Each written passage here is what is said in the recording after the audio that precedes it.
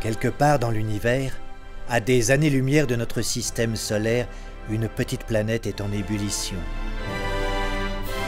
Le prince qui la gouverne est anxieux.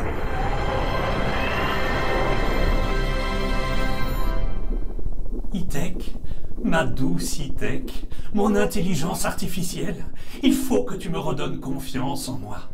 Notre planète est de plus en plus difficile à vivre. Nos habitants sont en manque de toi. Vous me faites rougir, mon prince. Mais non, Itek.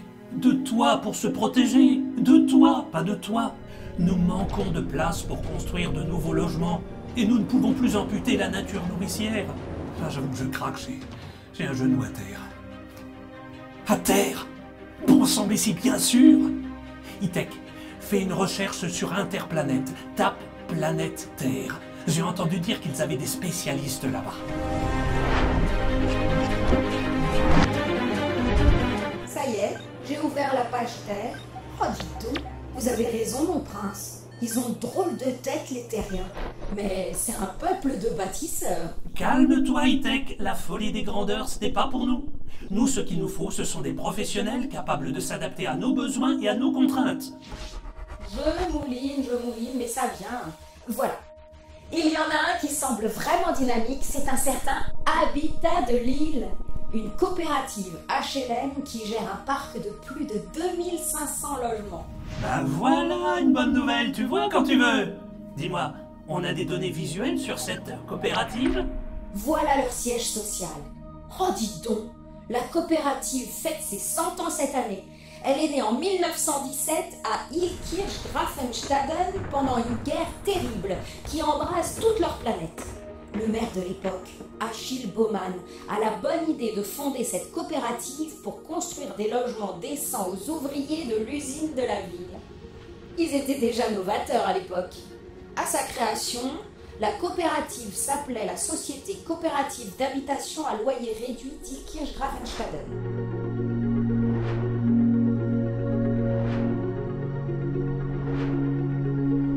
Et on arrive en 64, l'année de la construction du quartier Liberman destiné à loger les rapatriés de la guerre d'Algérie. Waouh! Au total, plus de 1000 logements construits.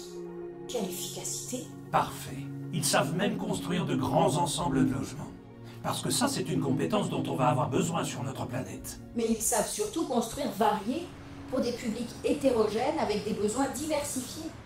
Et en plus, ils ont un concept qu'ils appellent le développement durable.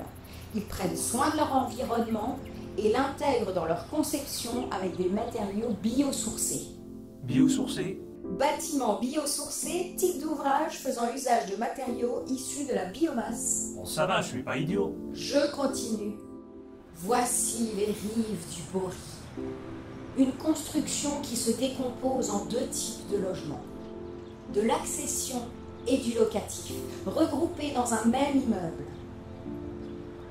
La nature est omniprésente.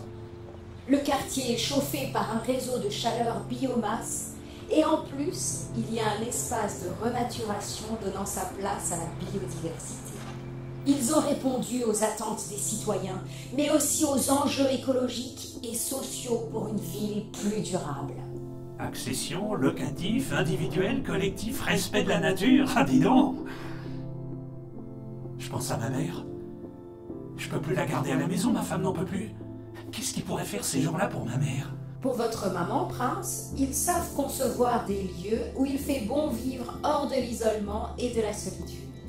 Dans une petite bourgade du nom d'Échaud, ils ont créé une résidence pour seniors avec 22 appartements individuels et 3 2 pièces pour les couples. Les habitants peuvent faire plein d'activités ensemble, tout en gardant leur indépendance. Mais ça, ce serait parfait pour ma mère. Mais dis-moi, ce bien vivre ensemble, ça veut dire que les gens s'entendent bien et se respectent. Mais qu'est-ce qu'ils font d'autre pour favoriser tout ça? Chaque année, ils organisent la fête des locataires coopérateurs. Les habitants se réunissent pour s'amuser, boire, manger et discuter entre voisins. Ah, et puis il y a aussi les jardins partagés. Les habitants cultivent ensemble les fruits et légumes. Ils décorent les bas d'immeubles avec des parterres de fleurs. Ils font même du poney. Et puis ils ont le Racing Club de Strasbourg. Le Racing Club?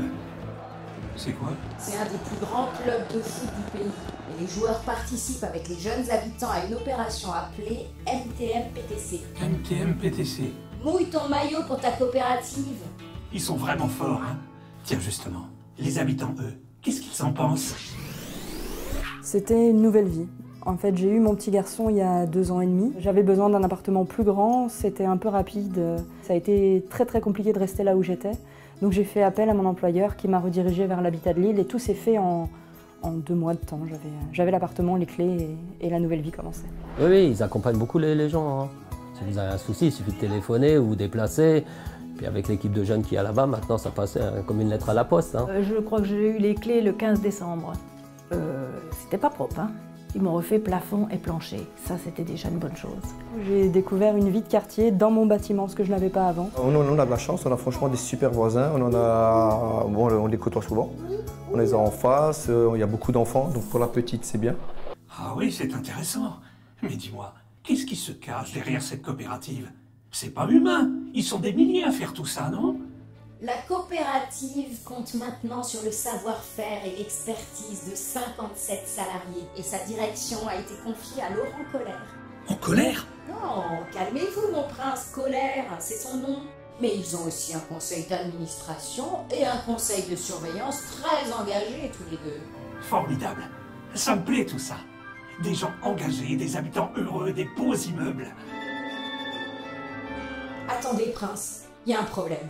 Je vois qu'ils ont mis en place depuis 2015 une plateforme de comptage individuel qui permet aux locataires de suivre leur consommation de chauffage, d'eau chaude et d'eau froide. Ils ont été les premiers à faire ça. Oh là là, il faut aussi de l'habitat participatif.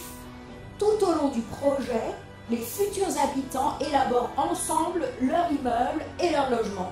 Mais c'est la cata, mon prince. Si tout le monde décide de tout, on n'en sortira jamais. Mais non, Itek, tu dis n'importe quoi. Au contraire, c'est ça l'esprit coopérateur. Mon choix est fait. Compétences et savoir-faire, implication des habitants, du sur-mesure en plus. Itek, prépare ma valise, on y va.